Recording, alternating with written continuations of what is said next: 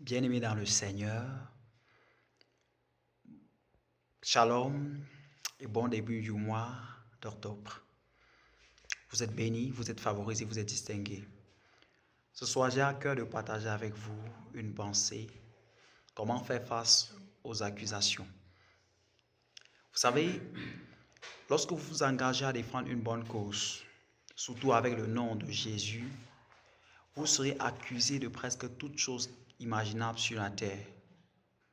C'est un péché que vous pouvez imaginer qui puisse exister sur la terre. Sachez qu'il est probable que dans l'optique de vous arrêter, vos détracteurs vous accusent d'avoir commis ce péché. Lorsque Satan et ses agents n'ont pas pu vous atteindre dans le règne spirituel, n'ont pas pu vous atteindre par des empoisonnements, ils vont utiliser la ruse de l'accusation pour essayer de vous arrêter, pour essayer de vous freiner. Mais la chose qui va vous protéger, c'est que ces accusations ne devraient pas être vraies. Vous ne devrez pas vous être attristé lorsque les gens se lèvent pour vous accuser de toutes parts. Matthieu 5, 11 et 12 nous dit quelque chose. Heureux serez-vous lorsqu'on vous accusera, lorsqu'on dira de vous faussement toutes sortes de mal à cause de mon nom. Et on nous dit, réjouissez-vous et soyez dans l'allégresse. Or, malheureusement, lorsque plusieurs sont accusés, ils se mettent à pleurer. Ils se mettent à gémir. Donc là, vous vous mettez à contenter l'ennemi ou alors à réjouir le cœur de Satan. Vous devrez plutôt vous réjouir du fait qu'on vous accuse injustement pour des choses que vous n'avez pas commises. Mais si c'est un péché commis, vous devez vous repentir pour espérer avoir encore la grâce et la faveur du Seigneur. Quand bien vous avez péché, l'homme ne peut pas vous condamner avec succès. Car la Bible dit 7 fois le juste tombe, 7 fois il se relève. On ne dit pas 7 fois le pécheur tombe, on dit 7 fois le juste, bien sûr.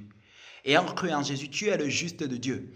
C'est que l'ennemi, par ses accusations, ne te culpabilise pas. Lève-toi, continue le chemin. Mais pour te préserver et pour te protéger, évite d'être coupable de ce dont on t'accuse. Ne te décourage pas. On t'accuse justement parce qu'on veut que tu fasses ces choses-là. On t'accuse de vol parce qu'on voudrait que tu voles. Non, ne cède pas à leur caprice. Ne cède pas à cette pression interne qui te dit « Oui, on m'accuse pour rien. Pourquoi ne pas faire cette chose avant qu'on ne m'accuse ?» Non, c'est un piège de Satan. Garde ton intégrité. Garde la foi. Souviens-toi qu'on a attrapé Paul et Silas, on les a mis en prison. Oh là là, ils ont déclenché un mouvement de l'esprit par leur louange et leur adoration dans le livre de l'Actes des Apôtres. Au lieu de pleurer maintenant, réjouis-toi dans le Seigneur. Au lieu de pleurer, réjouis-toi, célèbre le Seigneur. Parce que lui, il est mort sur la croix pour toi. Il est mort sur la croix pour toi. Oh, bien-aimé, mais tu as le privilège de souffrir simplement les accusations à cause de son nom. Garde ton amour pour Dieu. Garde ton intégrité. Garde ton cœur. Ne te corromps pas. Quelle que soit la saison, quelle que soit la raison. Garde la tête haute et tu verras que Dieu va bientôt confondre tes méchants adversaires. Tu verras que la gloire de Dieu va descendre. Laisse-moi te dire, derrière ces accusations, il y a une grande gloire qui arrive. Shalom, shalom, excellent mois d'octobre.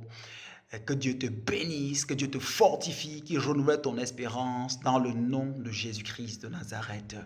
Amen. Amen. Amen.